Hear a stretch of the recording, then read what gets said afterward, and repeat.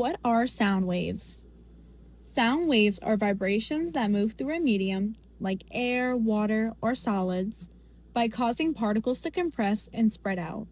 These traveling patterns of compression and refraction carry energy, which our ears detect as sound. Pitch is the highness or lowness of a sound. It is produced by controlling the frequency of vibrations, primarily through adjusting the length, tension, and thickness of a vibrating object.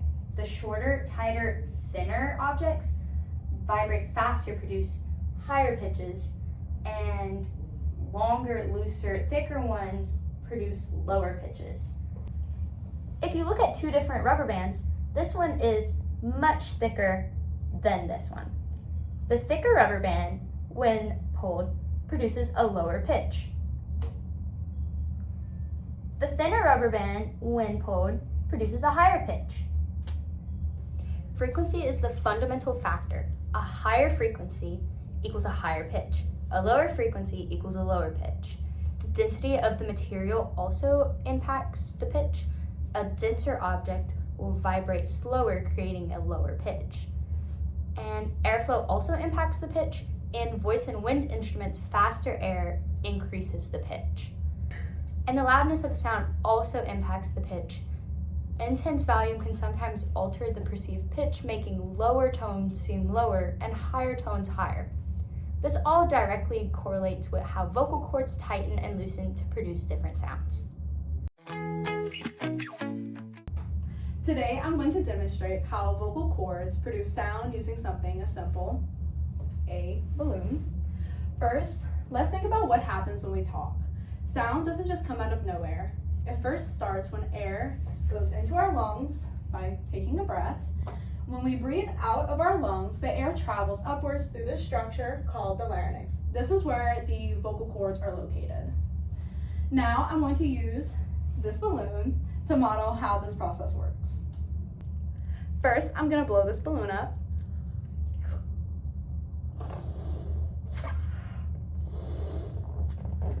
Right now, the air inside of the balloon is under a higher pressure than the air on the outside. This is because I forced the air, a lot of air, into this small little container. In science, air always moves from a higher pressure area to a low. So now if I let the air go out of the balloon, like our vocal cords,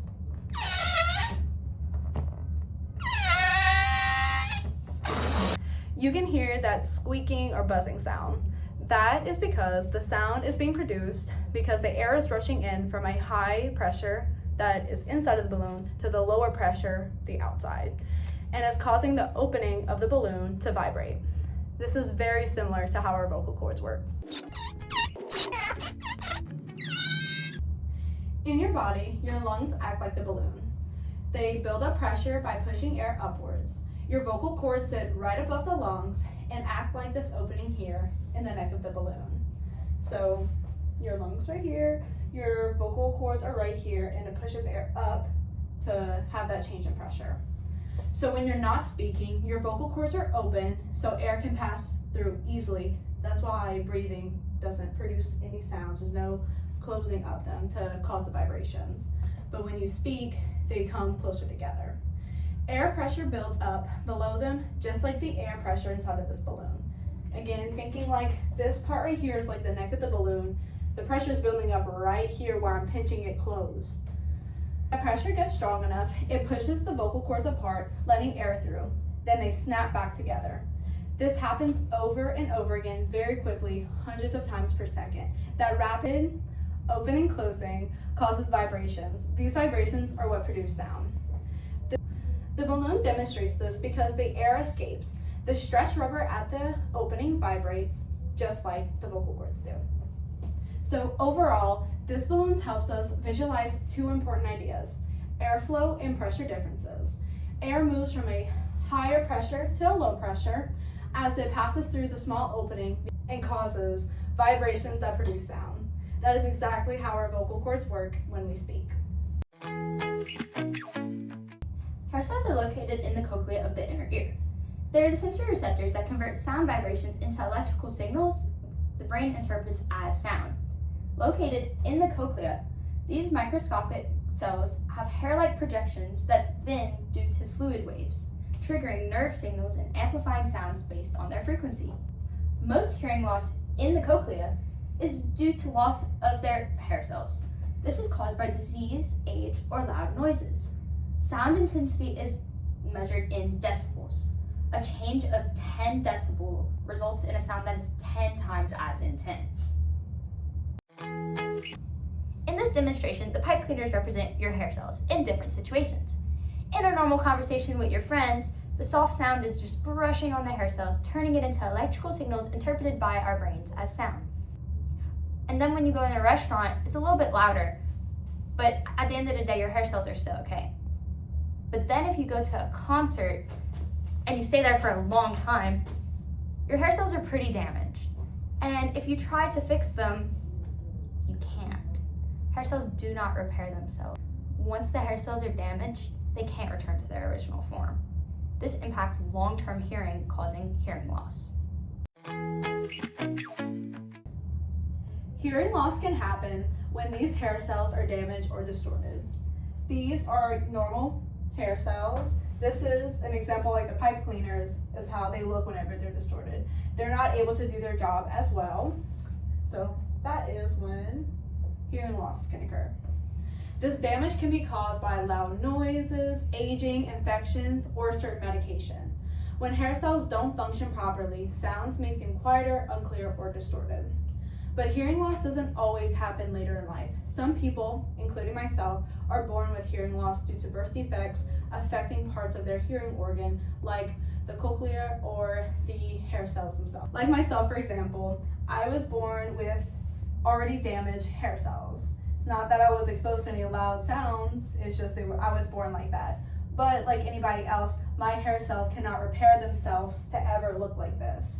So I have hearing aids that I've been wearing for a very, very long time.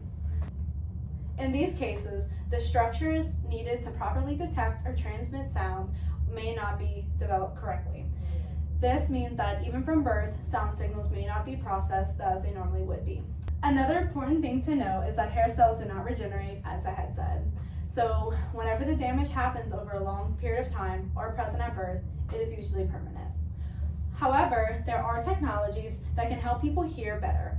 Hearing aids, which I have, amplify sound to make it easier to detect.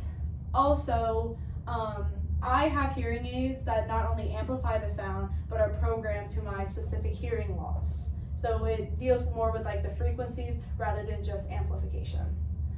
And while cochlear implants can bypass damaged hair cells and send signals directly to the auditory nerve. This implant right here goes above your ear, right here to your head, that helps bypass that whole system. So overall, hearing loss related to hair cells happens when the ear cannot properly convert sound vibrations into clear signals for the brain, either because cells are damaged over time or because the hearing structures didn't fully develop in the first place.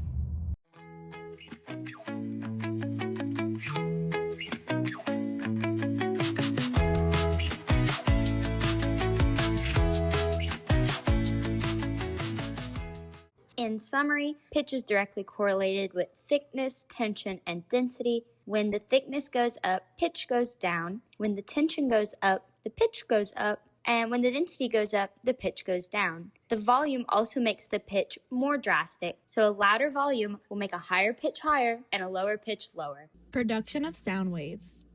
Air travels from high pressure to low pressure. Air pushes upwards through vocal cords. Vocal cords constantly opening and closing causes vibrations, aka sounds. Hair cells convert sensory information into electrical signals in the brain, which are interpreted as sounds. Sound intensity is measured in decibels. Once hair cells are damaged, they will never be restored. Hair cell damage equals hearing loss. Hearing loss. Distorted hair cells causes sounds to be heard as distorted, soft, or incoherent.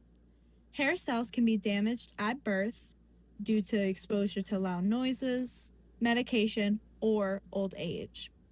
Hearing aids amplify sound. Cochlear implants bypass hair cells and send noises straight to the auditory nerve.